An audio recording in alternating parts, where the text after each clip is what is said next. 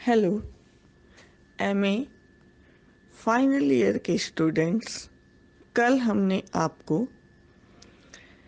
Behaviour therapy के बारे में कुछ बातें की थी और एक सिस्टमैटिक डिसेंसिटाइजेशन टेक्निक के बारे में आपको स्टेप बाय स्टेप पूरा सब कुछ बताया था और दिखाया था।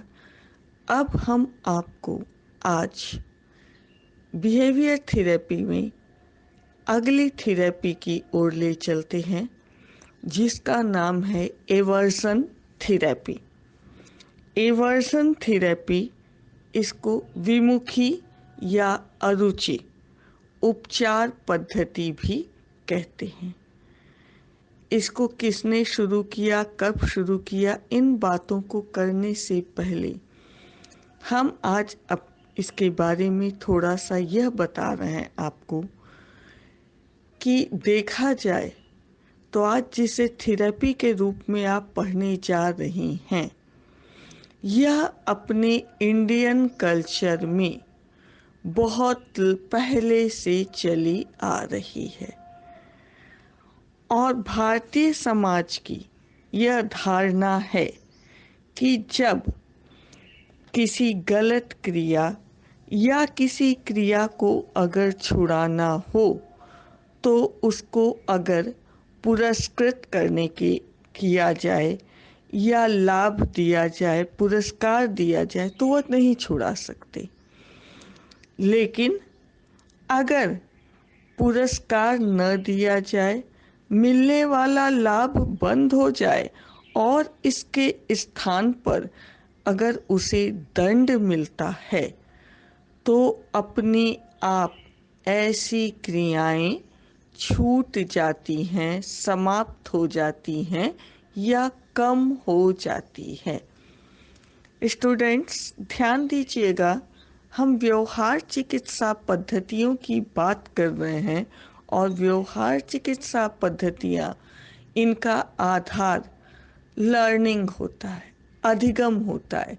यानी हम अपने व्यवहार में क्या शामिल करेंगे, क्या नहीं करेंगे, यह डिपेंड करता है कि जो चीज़ हम देख रहे हैं, सीख रहे हैं, अगर वह रीइंफोर्स्ड होती हैं, पुनर्बलित होती हैं, तो उसे व्यवहार में शामिल कर लिया जाता है और ऐसी चीज़ें जिस पर दंड मिलता है उन्हें व्यक्ति व्यवहार में शामिल करने से बचता है।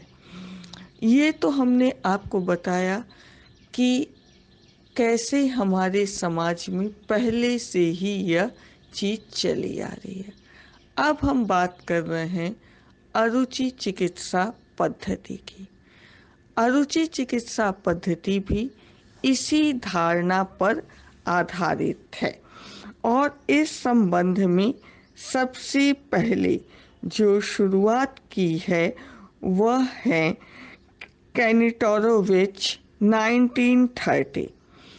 इन्होंने सर्वप्रथम इस उपचार पद्धति का उपयोग किया और इसका उपयोग गलत आदतों को छुड़ाने के लिए किया। इस उपचार पद्धति में ऐसे व्यवहार जो कि गलत होते हैं, हानिकर होती हैं, उनके प्रति अरुचि उत्पन्न कराई जाती है। एक बहुत सहज बात है कि जैसे कोई बच्चा चोरी कर रहा है, कोई व्यक्ति गलत आदतें रख रहा है, आप उससे खाली कहिए कि ये गलत है, उस पर उसका कोई असर नहीं पड़ता है, क्योंकि वो तो जानता ही है ये गलत है। बच्चा न जाने लेकिन बड़ा तो जानता ही है कि गलत है, लेकिन वह ऐसा करता है। तो इस संबंध में ये कहा गया कि अगर ऐसे व्यवहार जो गलत हैं उन पर पुरस्कार तो नहीं, कोई सवाल ही नहीं उठता, बल्कि यदि इन पर दंड मिलता है तो इस दंड के कारण जो व्यवहार सीखे गए हैं दंड निगेटिव होता है, पुरस्कार पॉजिटिव होता है। तो यानी जब ये क्रियाएं धारण की जाती हैं तो पॉजिटिवली रीइंफोर्स्ड होकर ही व्यवहार में शामिल की जाती हैं। लेकिन जब व्यक्ति को किसी क्रिया या व्यवहार पर दंड मिलता है तो धीरे धीरे यह दंड उसके मन में एक अरुचि उत्पन्न करता है। और ये ध्यान दीजिएगा कि जितना ज़्यादा दृढ़ व्यवहार होगा, बहुत हल्की फुल्की निगेटिव रीइंफोर्समेंट से नहीं ठीक होगा। इस संबंध में आइए हम अब कुछ अध्ययन आपको बताते हैं।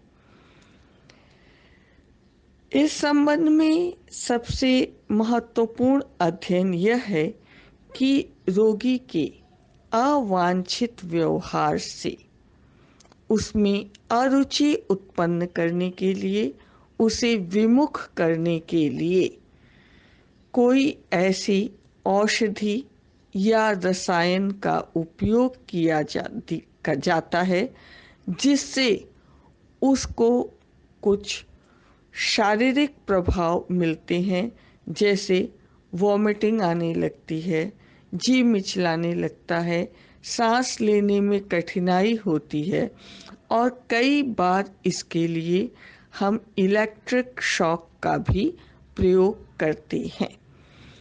जब रोगी को अवांछित व्यवहार के लिए, ये आप क्लिनिकल साइकोलॉजी में पढ़ रहे हैं कि ट्रीटमेंट कैसे किया जाता है, तो जब रोगी को अवांछित व्यवहार के लिए खराब या दंडात्मक उद्दीपक दिया जाता है, कई बार उसे ऐसी चीज़ें भी खिलाई जाती हैं जो कि उसका स्वाद खराब कर देती हैं।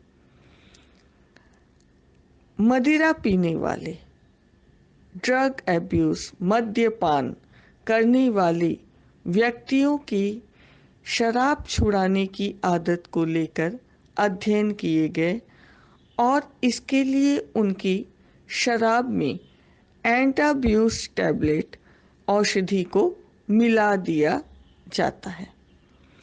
इसके मिलाने पर क्या होता है कि जब भी वह ड्रिंक करता है, शराब पीता है, तो उसको वॉमिटिंग आने लगती है, जी मिचलाने लगता है, जिसके कारण उसको श्वास लेने में भी कठिनाई होने लगती है और कई बार तो उसे इतनी घुटन और दिल बैठने लगता है कि उसे घबराहट की मात्रा उसमें बढ़ जाती है। और जब बार बार इस प्रकार की औषधि उसके शराब में मिला दी जाती है तो ऐसी पेनफुल सिचुएशन क्रिएट हो जाती है, यानी ऐसी कंडीशनिंग होती है कि वह संबंध जोड़ लेता है मदिरा, शराब और पेनफुल सिचुएशन। इसके कारण वह धीरे धीरे उसमें शराब के प्रति या मदिरा के प्रति अरुचि उत्पन्न हो जाती है और उसकी यह आदत छूट जाती है। किंतु आधुनिक युग में इसमें थोड़ा परिवर्तन किया गया है और DOR, differential reinforcement of other responses का उपयोग किया जाता है। इसे विभेदी पुनर्बलन कहते हैं। यानी स्किनर की थ्योरी को याद करिए, वह भी बिहेवियर थेरेपी है, बिहेवियर लर्निंग से संबंधित है। स्किनर की थ्योरी में कबूतरों को, चूहों को यह अंतर करना सिखाया गया था कि जैसे कुछ व्यवहारों को पुरस्कृत किया जाता था और कुछ को नहीं। तो धीरे धीरे प्रयोज्य जो है वह सीख लेता है कि किस प्रकार के व्यवहार पुनर्बलित हो रहे हैं, और जो व्यवहार रीइंफोर्स्ड होते हैं उसको शामिल करता है, और जो व्यवहार रीइंफोर्स्ड नहीं होती हैं उसको शामिल करने करने का व्यक्ति प्रयास नहीं करता है। इस प्रकार जो DOR है इसका उपयोग यह सिखाने के लिए किया जाता है कि बालक, बच्चा या बड़ा ऐसे व्यवहारों की पहचान करे जिस पर रीइंफोर्समेंट मिल रहा है, और अवांछित व्यवहारों पर किसी भी प्रकार का रीइंफोर्समेंट नहीं दिया जाता है। अध्ययनों में यह पाया गया कि जब अवांछित व्यवहार करने वाला बच्चा कुछ रचनात्मक व्यवहार करता है और उसे पुनर्बलन दिया जाता है, जबकि अन्य प्रकार के अवांछित व्यवहारों पर कोई पुनर्बलन नहीं दिया जाता है, तब वह धीरे धीरे डिफरेंशिएट करना सीखता है कि किस प्रकार के व्यवहार पर उसे पॉजिटिव रीइंफोर्समेंट मिलेगा। मनोवैज्ञानिकों का ऐसा मानना है कि इस प्रकार के DOR के द्वारा, धनात्मक पुनर्बलन के द्वारा, जुआ खेलना, धूम्रपान करना, ड्रग एडिक्शन आदि अवांछित व्यवहारों का सफलता से उपचार किया जा सकता है। इस संबंध में थोड़ी सी बात हम कवर्ट सेंसिटाइजेशन की भी करते हैं। कवर्ट सेंसिटाइजेशन यानी अस्पष्ट संवेदीकरण, इसका प्रयोग सर्वप्रथम जोसेफ कॉटेला 1980 ने बताया। अस्पष्ट संवेदीकरण में रोगी के अवांछित व्यवहार के संबंध में कुछ इमेजिनेशन करने को कहा जाता है, यानी जो उसके ऐसे व्यवहार हैं जिनको कि हम छुड़ाना चाहते हैं उसके संबंध में ऐसी कल्पनाएं करने को कही जाती हैं जो कि एक तरह से उसमें भय, चिंता, तनाव उत्पन्न करती हैं। तो जब रोगी को यह लगता है कि इस प्रकार की क्रिया करने पर ऐसा निगेटिव रीइंफोर्समेंट उसे मिल सकता है, तो ऐसी क्रियाएं उसमें धीरे धीरे अरुचि उत्पन्न करती हैं और वह ऐसे व्यवहारों से विमुख होने लगता है और ऐसे चीज़ों को अपने व्यवहार में शामिल करने से बचता है। इस संबंध में जो अध्ययन हुए हैं वह बताते हैं कि इसमें औषधियाँ और इलेक्ट्रिक शॉक अधिक लाभप्रद हुए हैं। इस संबंध में कौटेला ने यह बताया है कि अस्पष्ट संवेदीकरण का कोई विपरीत प्रभाव या साइड इफेक्ट नहीं दिखाई पड़ता है। माने ऐसा नहीं है कि जैसे हमने अभी इसके पहले बात की कि कुछ टैबलेट्स दे दी जाती हैं, कुछ औषधियाँ दे दी जाती हैं जिससे वॉमिटिंग आती है, दम घुटता है, जी मिचलाता है, लेकिन जब हम कवर्ट सेंसिटाइजेशन का प्रयोग करते हैं तब इसमें मात्र और मात्र इमेजिनेशन जब करवाया जाता है तो इसका कोई फिजिकल इफेक्ट नहीं होता है और न ही इसका कोई साइड इफेक्ट पड़ता है। और इस प्रकार की उपचार पद्धति अनेक प्रकार की परिस्थितियों में काफ़ी इजीली इसको हम लागू कर सकते हैं। लेकिन जैसे कि हमने आपको कल पढ़ाया था, बताया था, दिखाया था सिस्टमैटिक डिसेंसिटाइजेशन के बारे में कि किस प्रकार से सिस्टमैटिक डिसेंसिटाइजेशन इमेजिनेशन पर आधारित है और जिन लोगों में इमेजिनेशन की क्षमता नहीं होती है उनमें यह विधि उपयोगी नहीं होती है।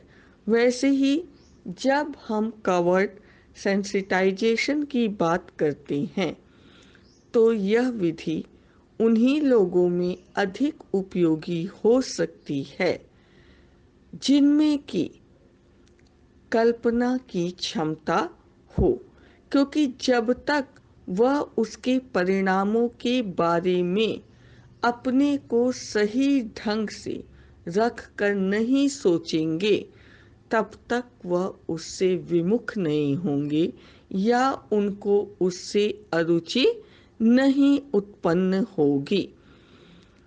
इस संबंध में मनोवैज्ञानिक अध्ययन यह कहते हैं कि यह पद्धति अधिकांशतः, यह जो थेरेपी है वह अधिकांशतः जो लोग मदिरा पान करते हैं, अल्कोहलिज्म के लिए यह अधिक लाभकारी है।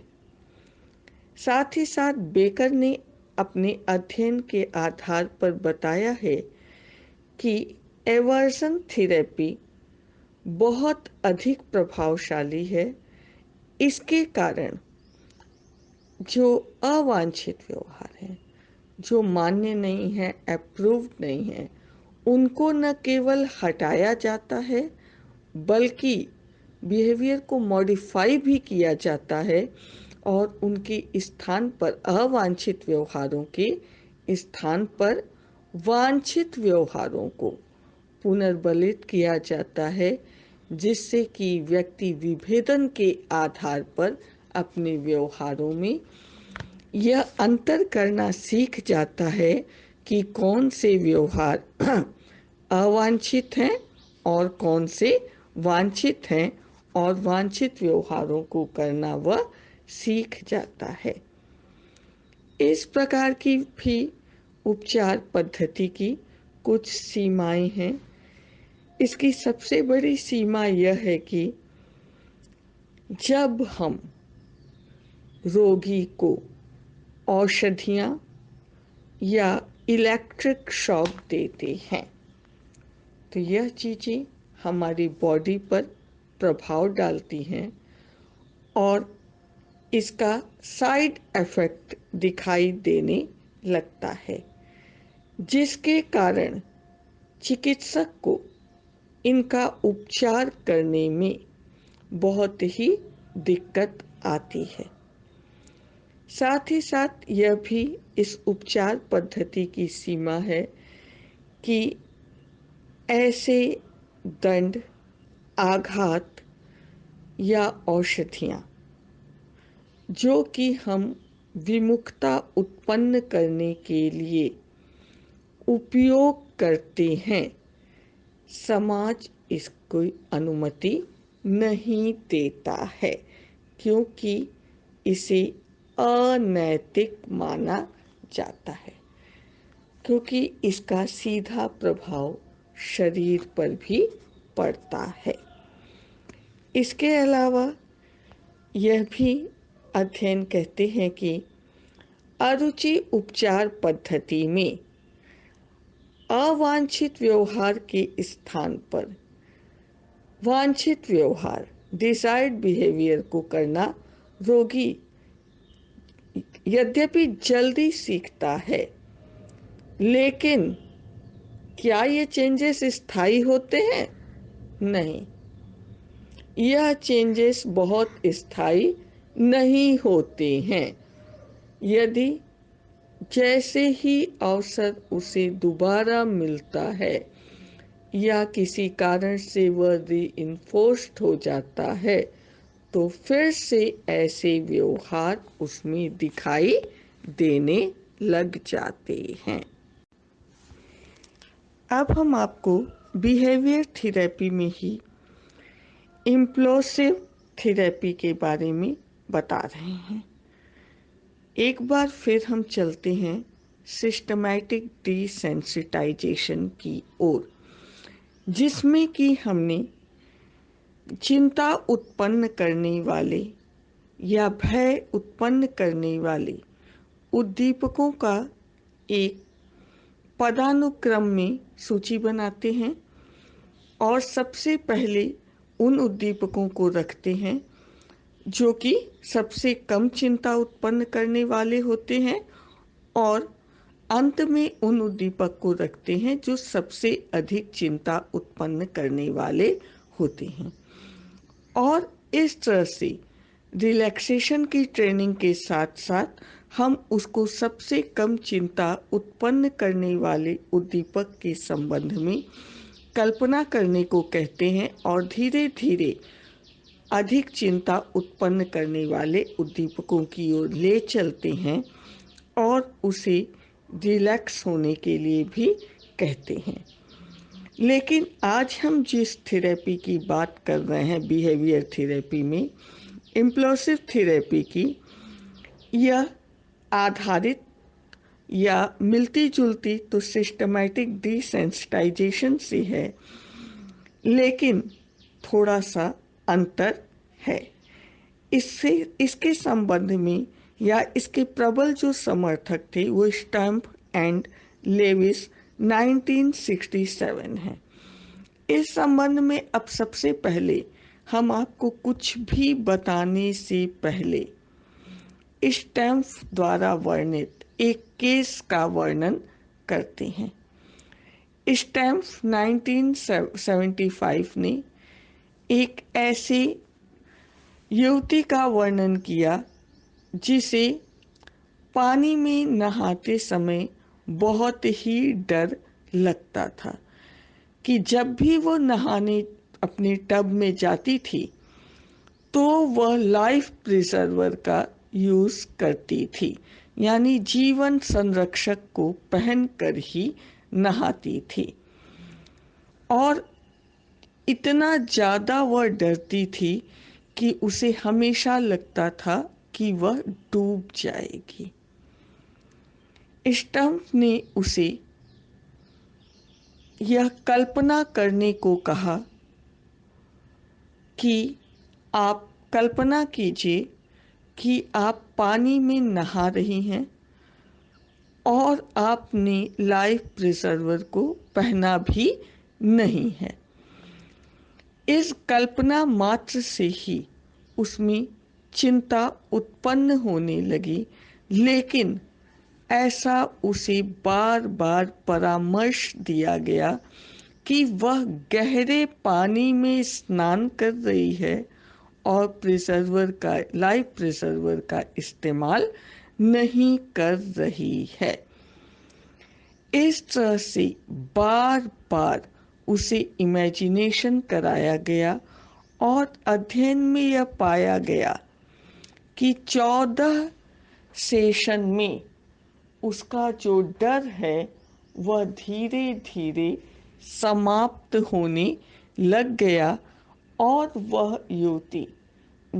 वह युवती जो कि पानी में कल्पना मात्र से नहाने की कल्पना मात्र से कि उसने प्रिजर्वर नहीं पहना है, इस कल्पना मात्र से भयभीत हो जाती थी, वह वास्तविक जीवन परिस्थिति में भी बिना किसी प्रिजर्वर के अपने टब में नहाने लग गई, स्नान करने लग गई और उसे किसी प्रकार की चिंता भी नहीं होती थी।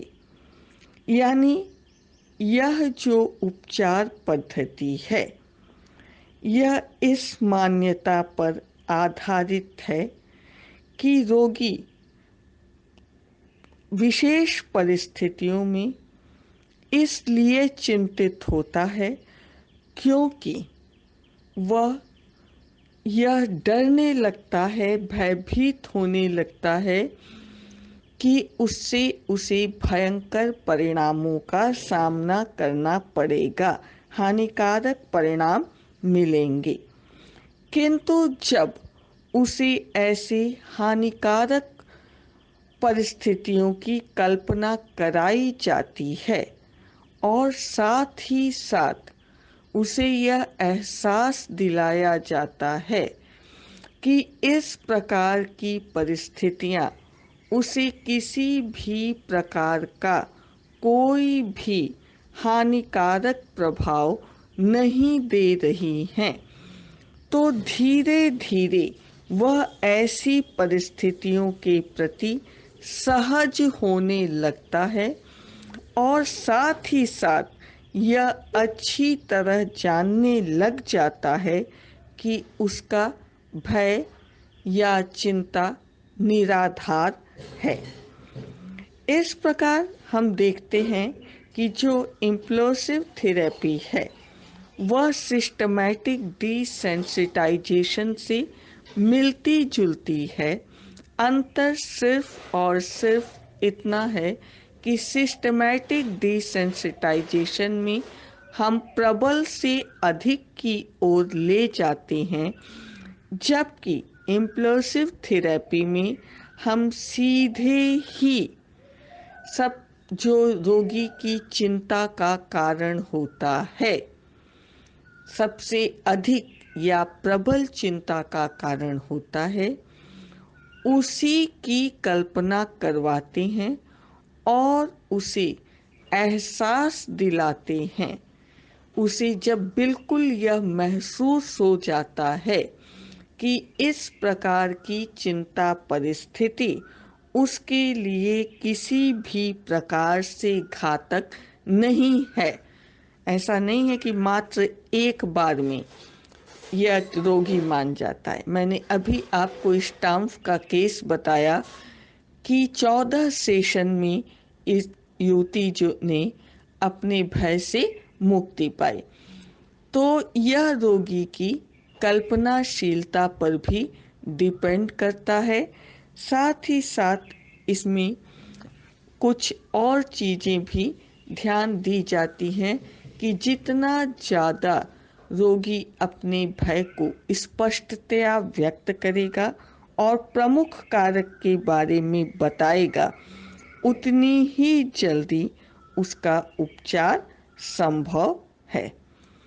अब इसी संदर्भ में हम आगे चलते हैं फ्लडिंग थेरेपी के बारे में। फ्लडिंग थेरेपी भी इम्प्लोसिव थेरेपी से मिलती जुलती थेरेपी है। इसमें रोगी को चिंता उत्पन्न करने वाली परिस्थितियों की कल्पना करने को नहीं कहा जाता है।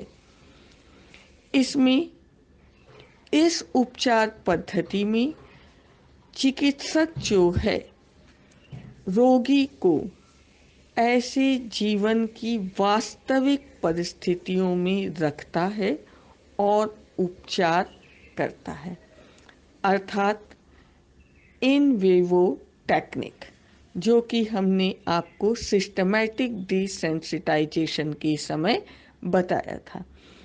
और हम जानते हैं कि बिहेवियर थेरेपी में आज हम उन थेरेपीज की बात कर रहे हैं जिनसे चिंता या भय को दूर किया जाता है। चिंता या भय की मात्रा बहुत अधिक होने पर अगर रोगी को अकेले छोड़ दिया जाए ऐसी परिस्थिति में, तो उसमें बहुत अधिक मतलब शारीरिक स्थिति उसकी बिल्कुल ही कंट्रोल करने लायक नहीं रह जाएगी। चिकित्सक जो है रोगी को ऐसे स्थानों का धीरे धीरे सामना करना वास्तविक परिस्थिति में ले जाकर करवाता है और साथ ही वह क्लाइंट को एहसास भी कराता है कि उसका जो भय है वह वास्तविक नहीं है, यह क्लाइंट को तब एहसास होता है जब वह देखता है कि वह ऐसी परिस्थिति में है और उसे किसी भी प्रकार का नुकसान, आघात या किसी भी प्रकार की हानि नहीं हो रही है। जैसे यदि किसी रोगी को ऊंचाई से भय लगता है तो चिकित्सक अपने साथ रोगी को ऐसे ऊंची जगह, मकान, घर पर ले जाएगा और साथ ही साथ उससे कहेगा कि आप नीचे देखिए और उसको पूरी तरह से आश्वस्त करता है, उसको सुरक्षित रखता है। जब इस तरह से कई सेशन कराए जाते हैं तो क्लाइंट को, रोगी को यह समझ में आने लग जाता है कि उसका जो भय था वह निराधार था, इसका कोई आधार नहीं था और धीरे धीरे वह अपनी फोबिया से, अकारण भय से मुक्ति पाने लग जाता है। इस प्रकार की थेरेपी का उपयोग ओबेसिव कंपल्सिव न्यूरोसिस के लिए भी किया जाता है। ओबेसिव कंपल्सिव न्यूरोसिस आपको पता होगा, मनोग्रस्तता बाध्यता, यानी इसमें दो पक्ष हैं, संज्ञानात्मक और क्रियात्मक।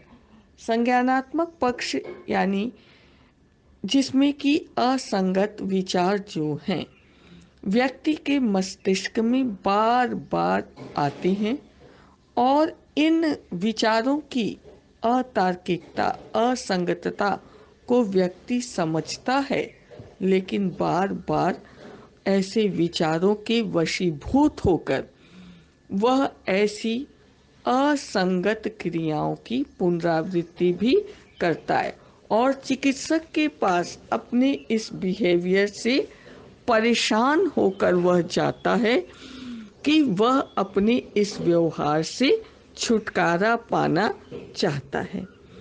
इस प्रकार से आज हमने aversion therapy, implosive therapy, flooding therapy आदि व्यवहार चिकित्सा विधियों के बारे में देखा, जाना, समझा। अब हम आपको इम्प्लोसिव और फ्लडिंग थेरेपी की कुछ विशेषताएं और सीमाएं भी बता रहे हैं।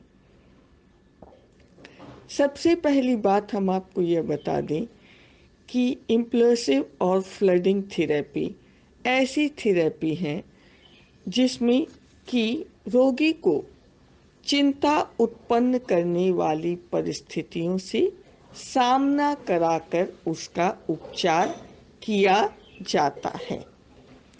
इस प्रकार के अध्ययनों में यह पाया गया है कि जो इम्प्लोसिव थेरेपी है इसका उपयोग उन रोगियों में अधिक अच्छा होता है जिनकी कल्पना शक्ति प्रबल होती है, लेकिन जिनकी कल्पना शक्ति दुर्बल होती है उसमें थोड़ा समय लगता है, लेकिन फिर भी इससे लाभ मिलता है। अब हम बात करते हैं कि इन दोनों ही प्रकार की उपचार पद्धति में रोगी को कम चिंता वाली परिस्थिति में पहले नहीं रखा जाता है, बल्कि अधिक चिंता उत्पन्न करने वाली परिस्थिति में सबसे पहले रखा जाता है। इस कारण से कई बार ऐसा होता है कि जब रोगी को प्रबलतम परिस्थिति में सबसे पहले रख दिया जाता है तो उसके व्यवहार में बहुत अधिक घबराहट और आक्रामकता इसलिए होती है कि वह उस परिस्थिति से पलायन करने के लिए, बचाव करने के लिए आक्रामक व्यवहार को भी अपनाने लग जाता है। इसके कारण कई बार उसके व्यवहार में कुछ निगेटिव पॉइंट दिखाई देने लग जाते हैं। साथ ही साथ हम आज यह भी आपको बताना चाहेंगे कि इम्प्लोसिव और फ्लडिंग थेरेपी सामान्य जैसे कि फोबिया है, ओबेसिव कंपल्सिव बिहेवियर है, इसके लिए तो बहुत ही उपयोगी है। लेकिन गंभीर मानसिक रोगों के उपचार में यह विधि कतई उपयोगी नहीं है। वहाँ पर इसका उपयोग बहुत अधिक नहीं किया जा सकता है क्योंकि लाभ मिलने की संभावना बहुत ही कम हो जाती है। इम्प्लोसिव और फ्लडिंग थेरेपी हालांकि बिहेवियर थेरेपी हैं, लेकिन इनका उपयोग आज हम बहुत अधिक नहीं करते हैं।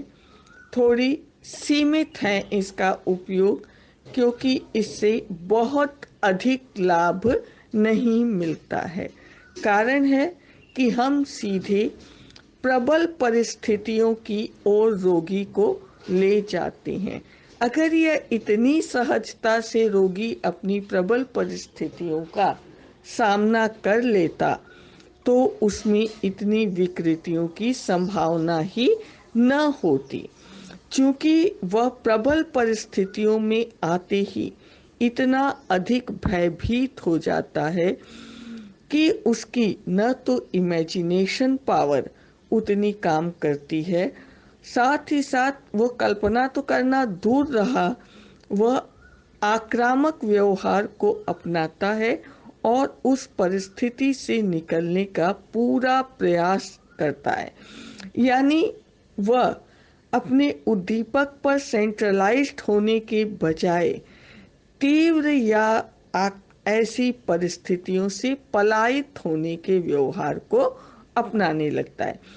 यही कारण है कि सिस्टमैटिक डिसेंसिटाइजेशन जहां अत्यधिक उपयोगी है क्योंकि धीरे धीरे हम प्रबलता की ओर ले जाते हैं, वहीं इम्प्लोसिव और फ्लडिंग थेरेपीज उतनी अधिक उपयोगी नहीं है। तो एक तरह से स्टूडेंट्स, हमने बिहेवियर थेरेपी में अब तक systematic desensitisation, aversion therapy, implosive therapy और फ्लडिंग थेरेपीज के बारे में देखा, जाना। इसके अध्ययन को हमने आपको चार्ट से भी दिखाया था। अब हम नेक्स्ट सेशन में अन्य उपचार पद्धतियों के बारे में बात करेंगे। Thank you.